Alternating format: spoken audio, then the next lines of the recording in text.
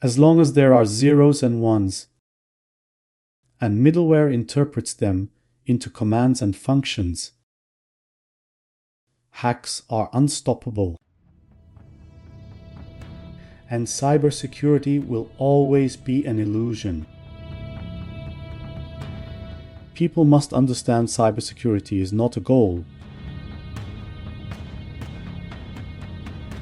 It's a non-stop race with no winners, but only losers. Any coder in a software company working 8 to 5, raising kids after work, taking summer vacations, and mostly thinking about mortgage payments, is a potential threat and a vulnerability to the company and its customers. Cybersecurity is a multidisciplinary art that cannot be left to any developer but to artists themselves.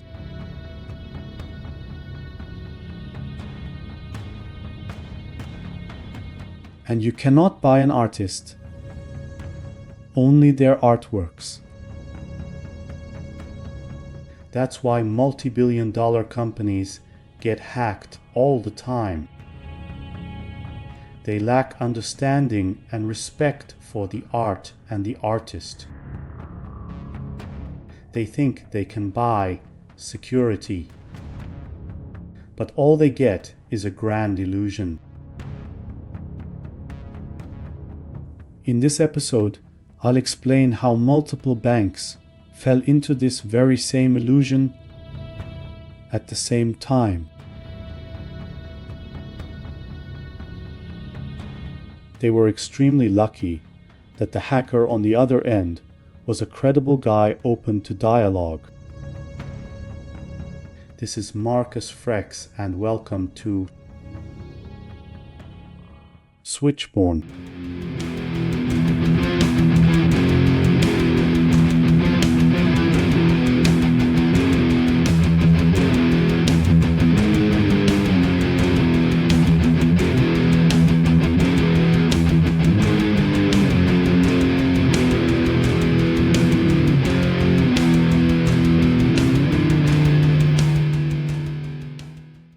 It was a hot 2014 summer night in Istanbul, and I was analyzing intelligence data on an old bank online.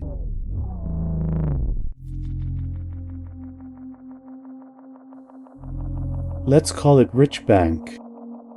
I wasn't checking their infrastructure directly, but searching their name on the reference pages of software companies. This way, I hope to gather intel on programmers and their code running at Rich Bank.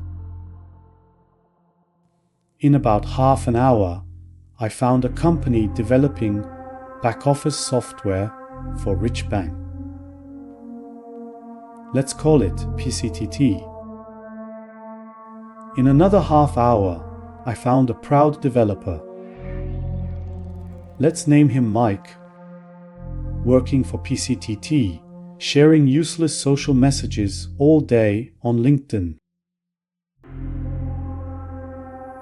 Mike was a vulnerability to himself and everyone around him. He talked too much, boasted about himself, posted selfies on Instagram, and shared code while developing a framework on GitHub. Maybe it's talent or experience, but when I see a web page or a code block, I can smell insecurity. So, when I saw Mike's code in a selfie at the office, with a giant vertical monitor in the background, I smelled it like a shark sensing blood miles away. This led me to his GitHub page, where I dove into his code, analyzing it for potential flaws. After a few hours, I detected a vulnerability in his back-end service codes. He was using a scrambled, outdated code block to verify identities in almost all web services, with many combinations and outcomes to calculate. I was almost certain he did spend more time on LinkedIn than on his code. It took me a day to develop an exploit that could grant any attacker to administrator privileges on his web services. I was wishing to see Mike using the same code block at PCTT. But anyhow, at first, I thought it might not work on banks, assuming application firewalls would block privilege escalations on public-facing middleware. I was wrong. Later I learned that neither PCT mentioned anything about this in their documentation, nor did Richbank request any security optimization practices from them. They had no idea what their software was doing regarding security integrations or compliance. The next day, I scrolled through PCTT's reference list, which they were so proud of but which would soon become their nightmare. I pulled the trigger on the exploit, targeting Richbank's digital banking portal, and boom. In about 2 minutes, I had access to a reporting server and, in parallel, full accesses to the databases it connects to. I could query all the datasets in Richbank's data warehouse. In another 2 hours, I was running shell commands on their database cluster. Dumping operating system uses password hashes. I took a deep breath and moved to another PCTT reference, Goldbank, then another, and another. By the sunrise, I already had accessed 4 banks' reporting servers, even uploading compiled Java bytecodes to jump from one cluster to another, dumping all network traffic as if I were a combined database, network, and operating systems administrator. That was the moment to hit the brakes and stop the attack. I had to be fast and careful, because if any of the 4 banks got hacked by someone else in the meantime, I'd have a hard time explaining myself. Though I couldn't patch the vulnerability, which it would be illegal, I began monitoring all 4 banks internally while trying to contact them at 8 in the morning. On the phone, I introduced myself and explained the situation to the cybersecurity heads. At first, they didn't believe me, of course. But after reading my report via email, their first move was to call PCTT, and PCTT's first move was to call me. After weeks of dialogue and meetings, I finally spoke with Mike over the phone. His reaction was, predictably, to blame others rather than himself.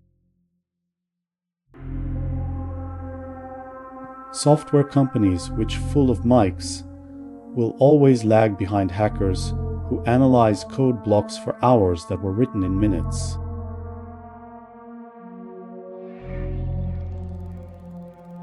A single line in a massive code base can cause millions in damages.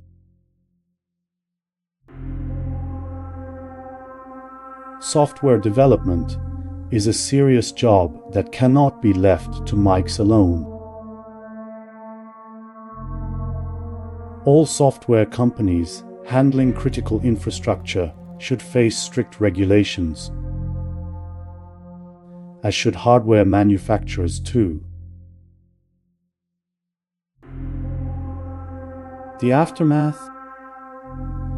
Instead of chasing fame as a hacker, I returned to my ordinary life. I worked with one of the banks for nearly 10 years and made great friends. I also collaborated with PCTT on a few more projects, though their developers hated me, which I fully understand. Anyone can code, but being a good coder requires natural skill and passion. I later tried explaining this to PCTT's head. He was a naive guy with plenty of money. He shook my hand, admitting he'd ignored offers for penetration tests on his software stack before, and claiming the awareness I created was what he'd hoped for. His reaction was nonsense, revealing his lack of professional understanding of cybersecurity.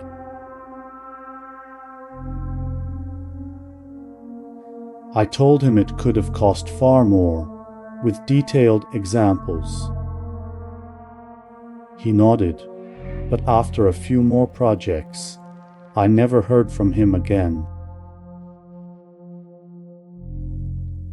I am the ego of the prophets, said Switchborn.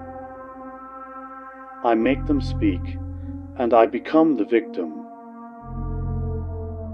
It was dark, and it had to fly away before sunrise to avoid burning its wings. I bid farewell, thanking it goodbye, for I, too, am both victim and perpetrator. Like the headless pigeon.